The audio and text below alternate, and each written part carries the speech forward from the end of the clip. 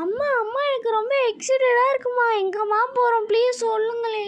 செல்லக்குட்டி, இன்னைக்கு நம்ம வீட்டில் ஆடிப்பெருக்கு கொண்டாடுறோம். அப்படியாம்மா?